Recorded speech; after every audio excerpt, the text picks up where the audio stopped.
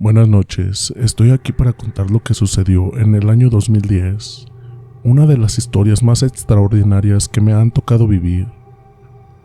En estos años que llevo en el rubro, he vivido muchas situaciones extrañas, aterradoras, sangrientas e incluso insólitas, pero este suceso en el 2010 no me lo olvido más.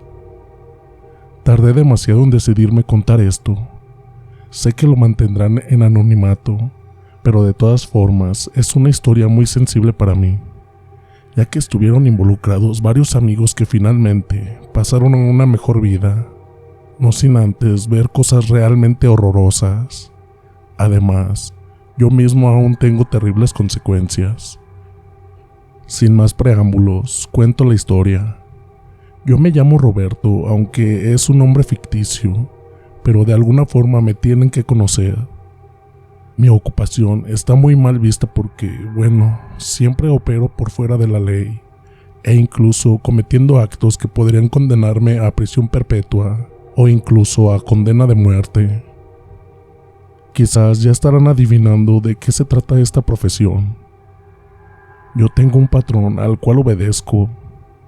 Gracias al patrón he podido comprar muchas cosas. Tengo una casa muy bonita. Tengo 3 carros que son realmente muy caros y he conseguido mantener a mi familia y darle algunos lujos, cosa que nunca hubiese podido imaginar ni realizar, pues yo apenas terminé la escuela primaria. Cuando comencé la secundaria, hice los 2 primeros años y luego mi padre me sacó del colegio para ponerme a trabajar con él en el campo. Él decía que el estudio no me iba a servir para nada, que él se las había arreglado sin estudio para mantener a una familia y que a mí tampoco me haría falta. Mi padre era un hombre bueno, pero tenía pocas ideas de negocios. Él solo se dedicaba a cultivar tabaco. Tenía una plantación a la cual le dedicaba gran parte de su vida.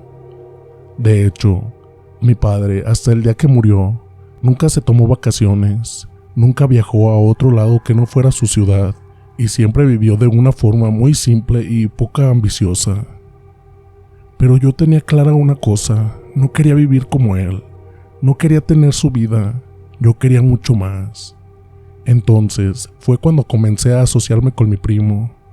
A mi padre no le agradaba para nada esta asociación, ya que él sabía perfectamente a qué se dedicaba mi primo. Él era el único en el pueblo que tenía una camioneta flamante 4x4, que todos los niños admiraban, y yo sabía muy bien de dónde sacaba su dinero. Mi primo un día me presentó a mi patrón y a partir de ahí comencé a trabajar con él. Desde ese momento me enemisté con mi padre, quien no aprobaba mi nuevo estilo de vida.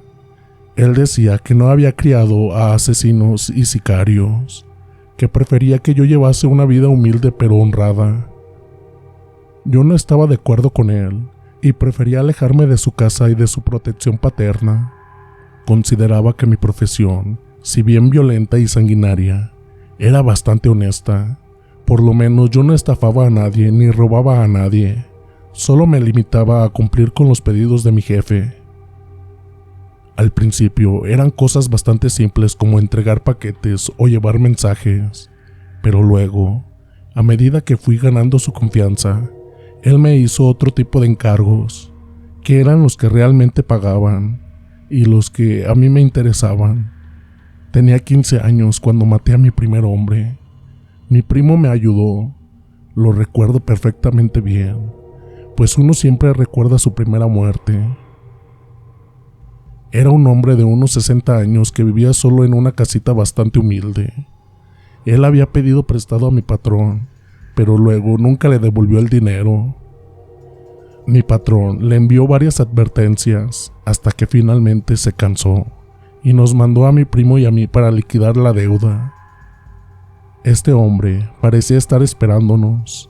Estaba sentado sobre una mecedora en el porche, bebiendo una cerveza. Estaba un poco borracho. Cuando nos vio a mi primo y a mí bajando de la camioneta, supo de inmediato cuál era nuestro objetivo. Nos observó durante unos minutos y luego suspiró. Le dio un último sorbo a su cerveza y luego yo le disparé en el pecho. El hombre no murió de inmediato, pues yo estaba muy nervioso y a pesar de que había apuntado al corazón, el disparo había dado en su pulmón. El hombre comenzó a respirar con dificultad porque, sin dudas, yo le había perforado el pulmón. Mi primo me dijo que volviera a dispararle, pero a mí me impresionó la forma en que este hombre respiraba. Emitía un silbido y me miraba con unos ojos desorbitados. Se le había caído la lata de cerveza que se había derramado sobre el piso del porche, oscureciendo la madera. El hombre movía sus piernas desesperadamente en busca de oxígeno y se había aferrado al apoyabrazos del sillón con unas manos que parecían garras. Se estaba poniendo azul. Mi primo me dijo varias veces que volviera a dispararle, pero yo había quedado paralizado. Entonces, mi primo terminó con el asunto, dándole otro disparo, pero en la cabeza. Sé que la imagen de aquel hombre me quedará grabada por el resto de mi vida. No sentía compasión por él, pues después de todo, él se lo había buscado al no pagarle el dinero a mi jefe. Pero sí me impresionó su mirada de resignación e incluso de alivio, como si hubiese esperado su muerte durante largo tiempo. Bueno, ese tipo de cosas son anécdotas propias de alguien que se dedica a lo mío y creo que me desvié un poco del tema. Pero es importante contar todo esto. ¿Cómo fue que comencé con mi profesión? ¿Y cuáles son los sentimientos y los desafíos a los que uno se enfrenta? Con el tiempo, uno endurece su corazón y no siente compasión por nadie, ni siquiera por mujeres, ni niños.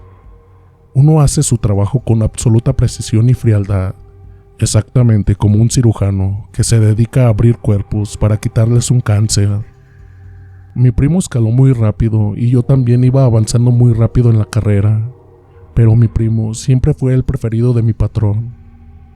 Yo nunca sentí celos por él, pues sabía que él era mejor, el más desalmado de todos, el más despiadado, haciendo su trabajo con una precisión inigualable y también era implacable.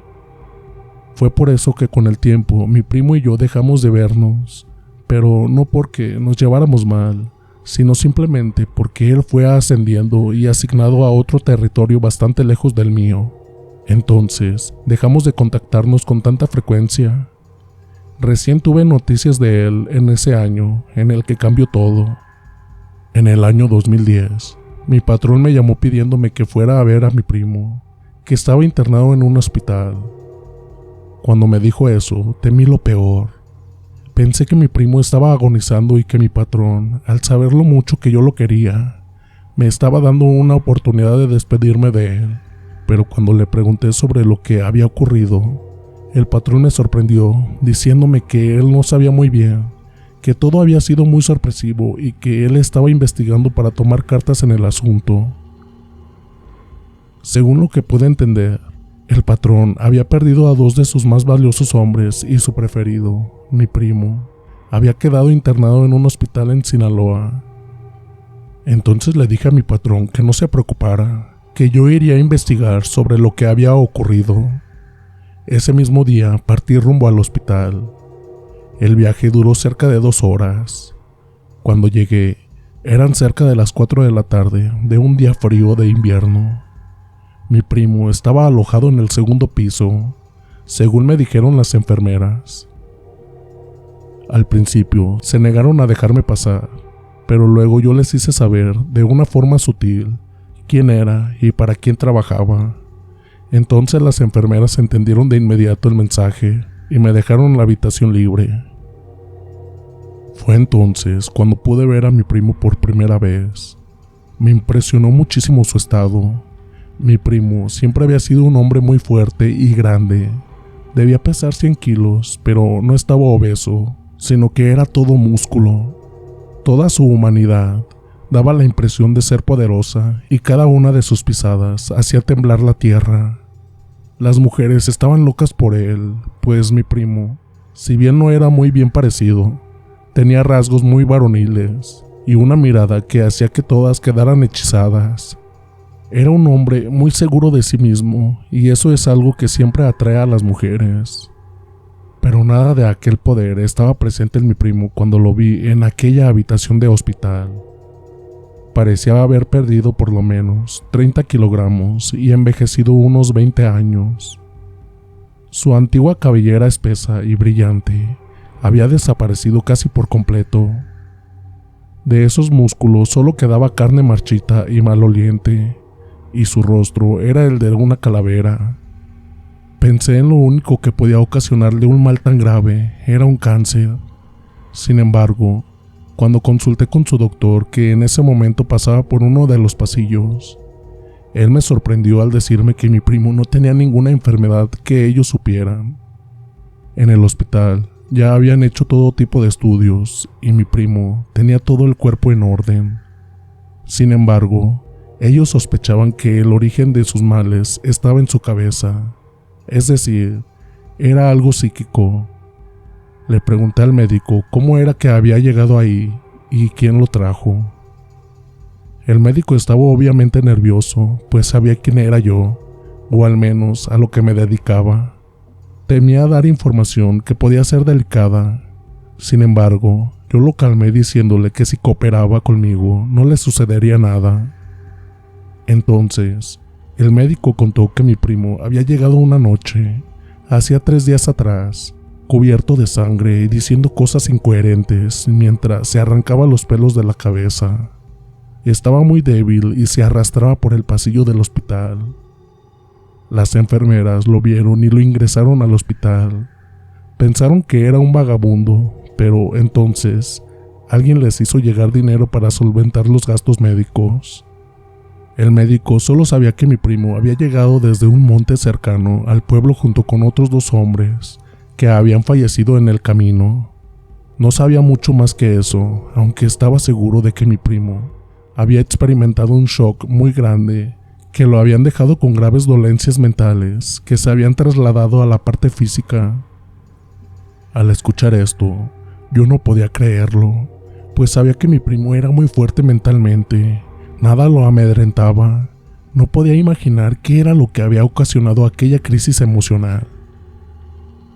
Una vez obtenida la información, le pedí al médico que me dejara solo con mi primo. El pobre doctor asintió aliviado y se alejó rápidamente de la habitación. Fue entonces que me senté en la cama junto a mi primo, que parecía dormitar, aunque tenía los ojos abiertos. Su pecho subía y bajaba rápidamente, respiraba con cortos jadeos y su cuerpo estaba cubierto de sudor frío. Cuando lo llamé por su nombre, al principio no respondió. Luego repetí su nombre y él giró sus ojos lentamente hacia mí. Juro que en ese momento casi di un grito, porque pensé que me estaba mirando un cadáver viviente. Tenía los ojos inyectados en sangre y la esclerótica de un color amarillo enfermizo. Le pregunté qué era lo que había ocurrido. Entonces, mi primo comenzó a respirar todavía más rápido. Parecía que quería decirme algo.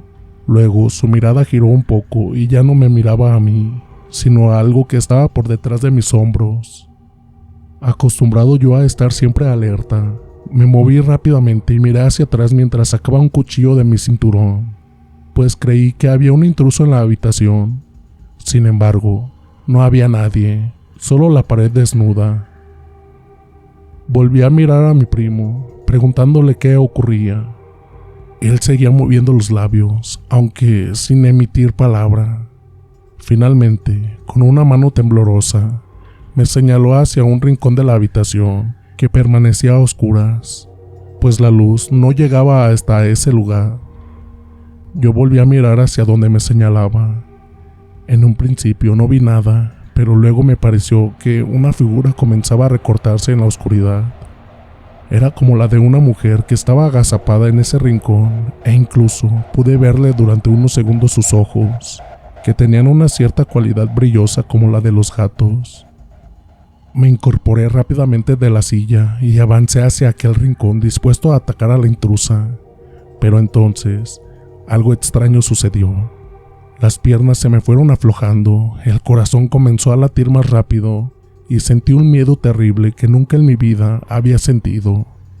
Este miedo me paralizó las piernas primero y luego el resto del cuerpo. Quedé solo a 1 metro de aquel rincón oscuro, con el cuchillo extendido hacia adelante, pero incapaz ya de dar otro paso. Escuché a mis espaldas mi primo emitía una serie de sonidos aterrados. Escuché que la cama crujía como si quisiera incorporarse. Yo entonces lo miré justo a tiempo para ver cómo se caía al suelo, desprendiéndose de la aguja del suero y de los parches que monitoreaban su ritmo cardíaco. Alarmado, corrí para ayudarlo y cuando volví a mirar hacia el rincón, aquella figura ya no estaba. Entonces creí que lo había imaginado todo. Llamé a la enfermera para que me ayudara a subir a mi primo de nuevo a la cama y para que le colocaran otra vez el suero. La enfermera me dijo que quizás lo más conveniente era dejarlo tranquilo, pero mi patrón me había encargado que averiguara lo que había sucedido y yo no podía marcharme de la habitación sin haber obtenido algún tipo de información. Le pedí a la enfermera, una vez que volvimos a acomodar el cuerpo de mi primo, que volviera a dejarnos solos. La enfermera asintió, aunque dudando un poco. Una vez a solas otra vez con mi primo, le pregunté de nuevo qué había sucedido. Le dije que nuestro patrón quería saber todo porque estaba furioso, ya que había perdido a 2 de sus mejores hombres, y le aseguré que estaba buscando venganza.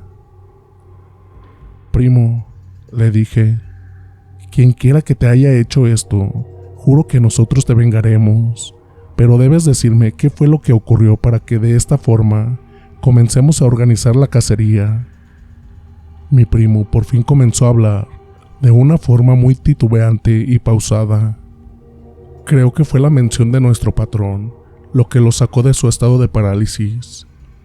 Con mucho esfuerzo, jadeando entre palabra y palabra, me contó que él, junto con 2 compañeros, habían ido a visitar la casa de unas ancianas, todas hermanas, que vivían en las afueras del pueblo. Resulta que esa casa estaba ubicada en una zona estratégica, y mi patrón y uno de los gerentes querían iniciar un campo de cultivo ahí. Habían obligado a casi todos los habitantes a abandonar aquel lugar, pero las únicas que se negaron fueron aquellas 3 hermanas. Las 3 eran muy viejas, debían tener más de 70 años, y no se dejaron intimidar por las amenazas de nuestros compadres, de nuestros colegas. Fue entonces que mi primo, junto con los otros 2 asistentes, fueron a la casa de aquellas mujeres para quitarlas a la fuerza de la propiedad. Pero entonces algo ocurrió. Mi primo, en este punto del relato, comenzó a agitarse cada vez más, a tal punto que por un momento temí que estuviera teniendo un ataque cardíaco. Mientras contaba esto, sus ojos se humedecieron y se llenaron de terror, como si el solo hecho de recordar aquel episodio lo indujera a un pánico absoluto. Dijo que cuando ellos llegaron a la casa y golpearon para que las hermanas abrieran, no obtuvieron respuesta. Entonces tiraron abajo la puerta y entraron a la casa. Su intención era quemarla, aunque las mujeres estuvieran dentro. De hecho, comenzaron a echar gasolina en los cuartos, pero de repente, mi primo escuchó una voz que venía de algún lugar profundo de la vivienda. Mi primo dijo que le provocó un escalofrío, pues reconoció aquella voz enseguida. Era la voz de su padre, quien había muerto hacía ya más de 15 años. Mi primo pensó que él estaba imaginando cosas y, sin embargo, la voz volvió a repetirse al cabo de unos minutos. Entonces mi primo decidió ir a buscar el origen de aquel sonido. Dijo que pasó por varios cuartos y todos ellos lucían muy extraños. Algunos estaban pintados de rojo, otros estaban completamente desnudos y solo tenían una estatuilla de una especie de demonio en el centro. En otra habitación había alrededor de 100 o 200 velas, algunas apagadas y otras encendidas. Finalmente llegó a una última habitación que daba a una escalera que descendía hacia un sótano. Desde ahí provenía la voz. Él bajó acompañado de sus 2 asistentes y entonces se encontraron con un enorme sótano que se extendía durante muchos metros y que incluso tenía más de escaleras que descendían más y más hacia abajo. Mi primo dijo no recordar exactamente lo que había visto, pero sí que el sótano al final se convirtió en una especie de galería subterránea, excavada directamente sobre la tierra y sostenida por unas vigas de madera y piedra. Dijo que aquel lugar parecía muy antiguo, como si hubiese sido excavado 100 o 200 años atrás, y que dentro se perdieron durante muchas horas. En esas horas vieron, escucharon y percibieron las cosas más horripilantes que un hombre pudiese sentir. Él no recordaba mucho de todo eso, solo sabía que no regresaría ahí ni por todo el dinero del mundo, ni aunque su patrón se lo pidiera, y aunque eso significase su muerte. Según dijo mi primo, había una especie de infierno terrenal, algo para lo cual ningún hombre estaba preparado para ver. Mientras contaba esta parte, vi que sudaba copiosamente, ya casi no podía respirar y lloraba sin darse cuenta. Finalmente, me tomó del brazo y me clavó sus dedos esqueléticos en la carne. Me miró a los ojos y me dijo: «Primo, por lo que más quieras, no vayas hacia ahí. Envía a otros, pero tú no vayas, aunque te lo pida el patrón. Créeme que te arrepentirás toda tu vida si vas a aquella casa. Los horrores que habitan ahí, lo que el patrón podría hacer enojado, no es nada en comparación con los horrores que habitan ahí». Este fue el relato que me contó mi primo aquella tarde en el hospital, mientras el sol caía y la luz se iba de la ventana. Luego, él puso los ojos en blanco y su cuerpo se convulsionó. Comenzó a sacudirse sobre la cama dando saltos increíbles. De su boca salió una espuma blanca y su boca se abrió en un grito de dolor mudo. Yo llamé desesperado a las enfermeras, quienes se apresuraron a socorrerlo. Al cabo de unos minutos también llegó el médico y yo salí de la habitación, pues me había puesto bastante nervioso. Escuché desde el otro lado de la puerta que mi primo emitía una serie de sonidos agonizantes, mientras el médico daba indicaciones desesperadas a las enfermeras. Finalmente se produjo un silencio prolongado y al cabo de unos 15 minutos el médico salió. Estaba agitado y despeinado y su miedo se traslucía en su cara. «Lo lamento», dijo tragando saliva. «Su compañero acaba de morir».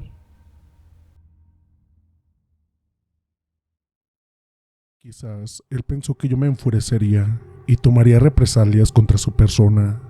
Sin embargo, yo solo sentí una profunda tristeza y al mismo tiempo una emoción violenta, pero no hacia el médico, sino hacia aquellas 3 ancianas que de alguna forma habían aterrorizado a mi primo hasta terminar con su vida. Yo ya estaba convencido de que aquellas 3 mujeres eran brujas, pero no me dejaría amedrentar por ellas. Yo solo quería vengar a mi primo y cumplir con mi patrón. Salí del hospital minutos después, luego de encargarme de los papeleos del cuerpo de mi primo. Lo primero que hice fue telefonear a mi patrón para contarle todo lo que sabía. Mi patrón me escuchó atentamente y no pareció sorprenderse por la cualidad del relato. Quizás él también estaba acostumbrado a tratar con cosas de otro mundo. «Está bien», me dijo al cabo de un tiempo. «Creo que debemos vengarnos de esas 3 viejas. Pero, ¿estás seguro de que quieres hacerlo tú?» «Sí, patrón», le dije sin vacilar. «Quiero matar a esas 3 hermanas. Quiero que paguen por la muerte de mi primo». «Está bien», dijo el patrón. «Pero asegúrate de ir con protección. Conozco a un brujo que trabaja conmigo. Quiero que vayas con él, junto con otros 3 hombres. Él los protegerá y les brindará seguridad. Mantendrá a raya a esas 3 mujeres mientras ustedes hacen lo que deben de hacer». 2 días después, ya estaba listo para vengar la muerte de mi primo, a mano de esas 3 brujas. Mi patrón me había dado un equipo de 3 personas altamente calificadas, armadas hasta los dientes. Incluso uno de ellos tenía un lanzallamas para convertir aquella maldita casa en cenizas en cuestión de minutos. También nos acompañaba un viejo brujo, quien llevaba una serie de elementos de protección como cruces, flores mágicas, polvos dentro de una caja, un libro de hechicería y muchas cosas más. Nos dio a cada uno de nosotros un collar hecho con cuentas de frijoles, higos secos y algunas cosas más. Dijo que eso actuaría como una especie de barrera protectora contra los embrujos que pudieran echarnos esas 3 mujeres. Iniciamos la marcha después del mediodía. El brujo nos recomendó terminar el trabajo antes del anochecer, pues seguramente el poder de esas 3 viejas se incrementaría con la llegada de la noche. Para llegar a aquella casita teníamos que atravesar un bosque por un sendero muy largo de unos 3 kilómetros. Durante el camino percibimos muchas cosas extrañas como aullidos, risas histéricas y también escuchamos movimientos entre los árboles. Parecía algo grande, como un alce o un oso. Sin embargo, el brujo nos dijo que no les prestáramos atención, que eran esas hermanas intentando intimidarnos y hacernos retroceder. Cuando casi estábamos llegando, vi una sombra salida detrás de un árbol. Para mi sorpresa, noté que era mi primo, semidesnudo y cubierto solo por una bata del hospital. Me miró de una forma preocupante y me dijo que aún estaba a tiempo de retroceder, que debía salvar mi vida. Me quedé paralizado mirándolo. Luego, el brujo se dio cuenta de lo que sucedía y me sujetó del brazo. «No le hagas caso a lo que estés viendo», dijo el chamán. «Tú solo sigue avanzando. Todo lo que estás viendo y escuchando no existe, créeme, son solo trampas de las brujas». Yo seguí caminando y cuando volví mi vista hacia los árboles, mi primo había desaparecido. Llegamos por fin a la casita de esas mujeres. Era realmente muy pobre. Estaba construida con piedras y maderas, y durante un momento me pregunté por qué esas mujeres insistían tanto en conservarla, pues no tenía valor alguno. Mi compañero, el que tenía el lanzallamas, se adelantó.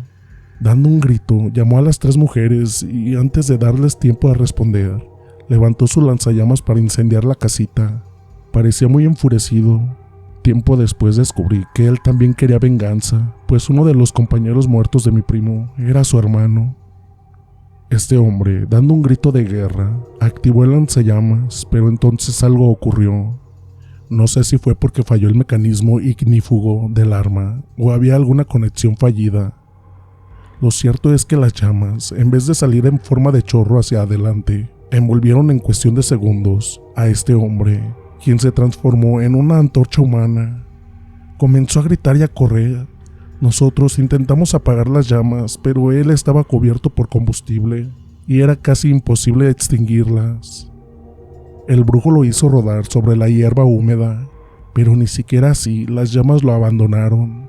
Finalmente, el pobre hombre quedó quieto, convertido en un pedazo de carbón en forma humana.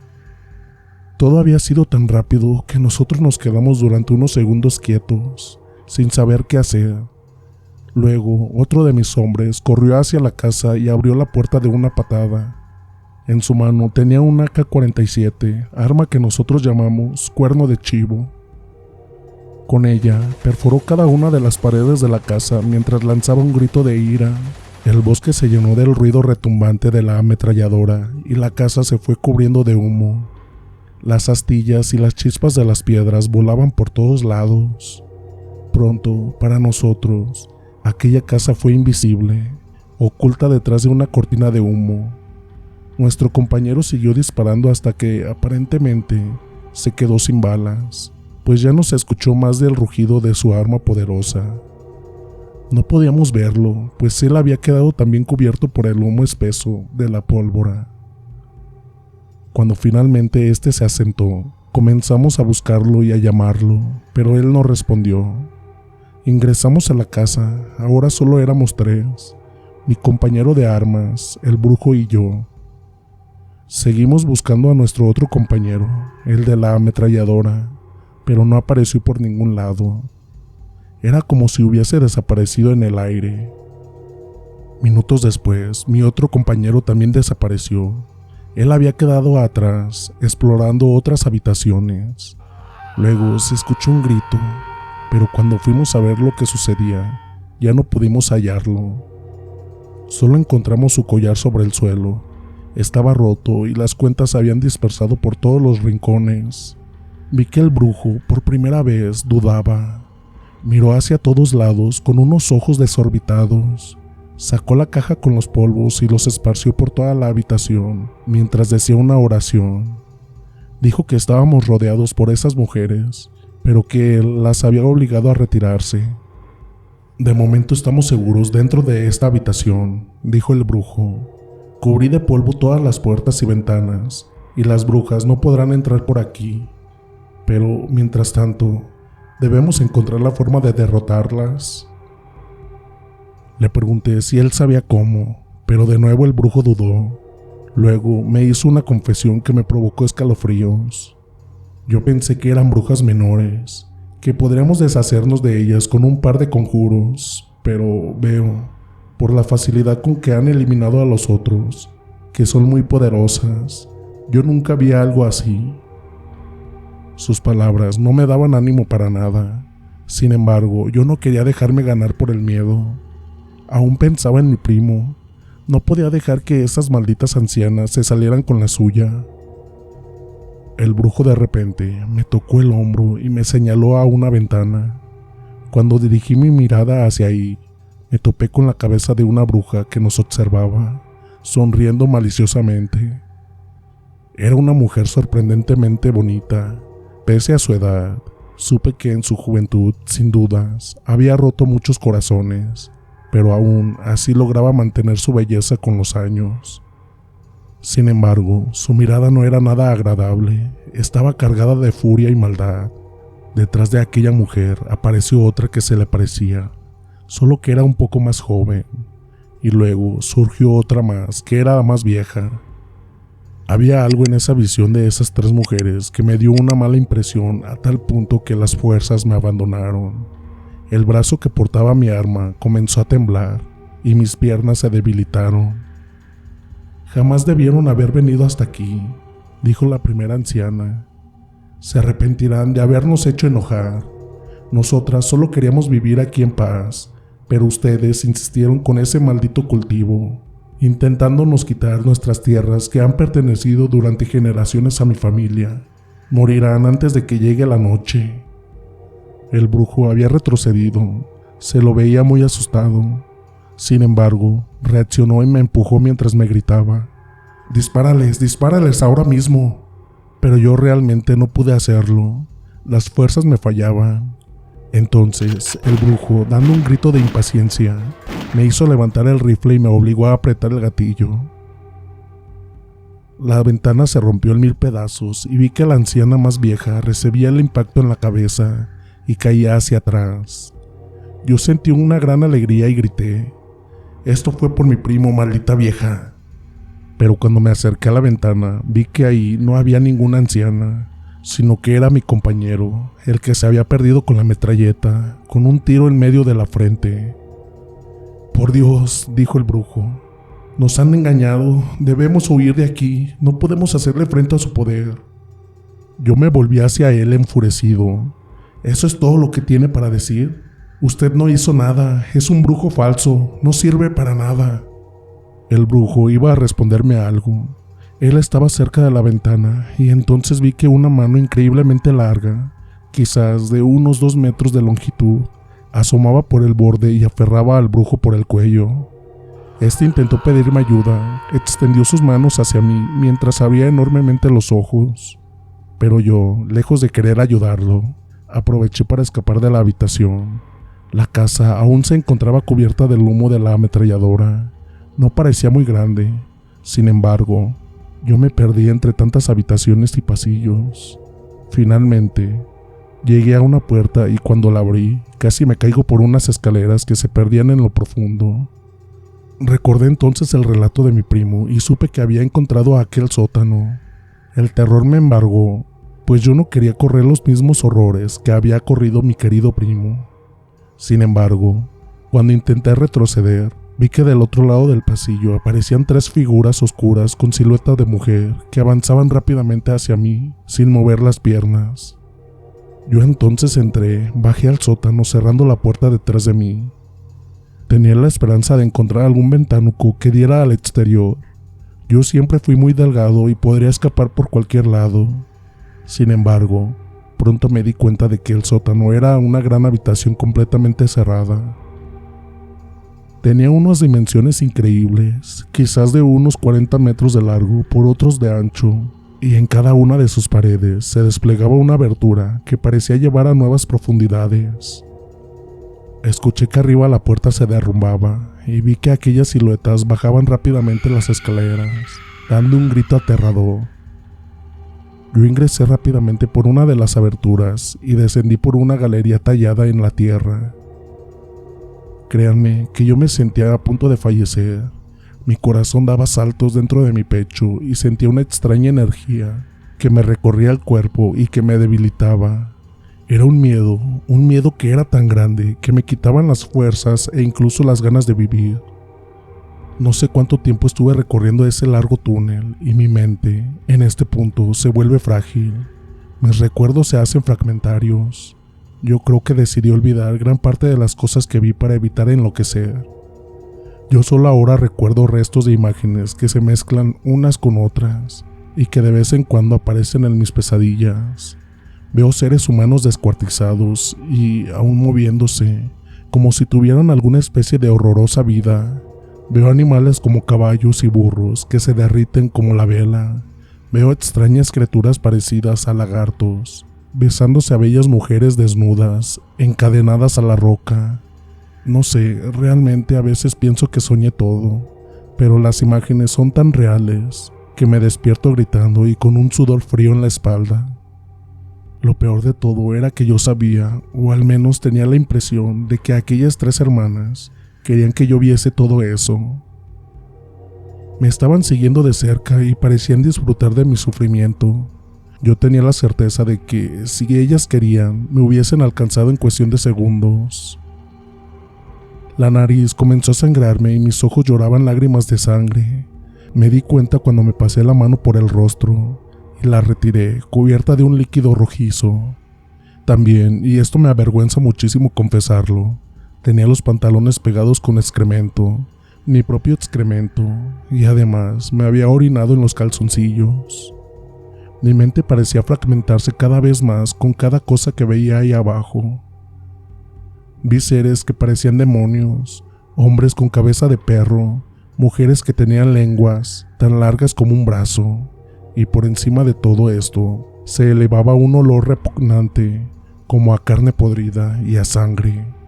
Yo sentía que mi nariz rechazaba esos olores, pero al mismo tiempo se sentía repugnantemente atraída. Finalmente, luego de recorrer esta galería por quién sabe cuántas horas, encontré una luz que se dibujaba a lo lejos. Yo, como pude, me arrastré hacia ella, pues mi cuerpo ya no respondía. Ya había agotado todas sus reservas físicas y apenas podía gatear como un bebé en el suelo. Llegué por fin a aquella abertura y me encontré de nuevo en el bosque. Yo lloraba por el alivio, pero aún así, aún tenía miedo de que aquellas brujas me estuvieran siguiendo. Como pude, me incorporé y caminé entre arbustos y árboles hasta que llegué a un arroyo. Ahí cerca había unos pescadores que me recogieron y me llevaron a una canoa hasta un pueblo cercano. Me cuidaron en un hospicio para ancianos durante algunos días. Este hospicio estaba a cargo de unas monjas. Ellas me cuidaron hasta que pude recuperarme. Lo primero que hice fue preguntar por qué estaba en un lugar que era exclusivo para ancianos. Las monjas me miraron sorprendidas y me preguntaron qué edad creía que yo tenía. Yo les dije perplejo: tengo 40 años. Entonces, una de las monjas me trajo un espejo y me lo acercó.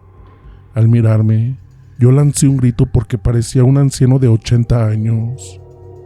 Abandoné aquel hospicio algunos días después, ya parcialmente recuperado, aunque créanme que nunca pude volver a ser el mismo.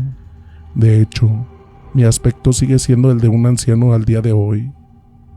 Mi patrón me contactó algunos días después, me preguntó lo que había sucedido y yo le conté con lujo de detalles, o al menos lo que yo creía recordar. Mi patrón me escuchó en silencio durante unos cuantos minutos y finalmente me hizo la pregunta que yo ya me llevaba haciendo desde hacía varios días. ¿Por qué crees que estás vivo? ¿Por qué crees que aquellas mujeres te dejaron escapar? Entonces yo le contesté lo que creía más razonable. Patrón, pues yo creo que estoy vivo porque yo soy un mensaje para usted y para todos los que quieran expulsar a esas brujas de aquel lugar. Creo que será mejor dejarlas en paz porque no hay fuerza física que sea capaz de vencerlas. No sé si mi patrón finalmente me hizo caso a mí o a aquel mensaje. No sé si la casa de aquellas brujas sigue existiendo o de alguna forma lograron derrotarlas. Mi patrón, al verme tan disminuido físicamente, dejó de contratarme, aunque me dio una generosa cantidad de dinero para que pudiera vivir tranquilo durante unos cuantos años. Yo ahora estoy retirado y mi familia me ha abandonado, pues mi mujer no soportó estar al lado de un viejo y se fue con otro hombre más joven y más adinerado que yo. Mis hijos han crecido y se han ido a estudiar o a trabajar a otros países. Y ahora me encuentro solo en mi departamento, viviendo lo que considero mis últimos años, recordando a menudo lo que sucedió durante aquel terrible día, el día de las 3 hermanas brujas, y pensando si todo esto realmente valió la pena.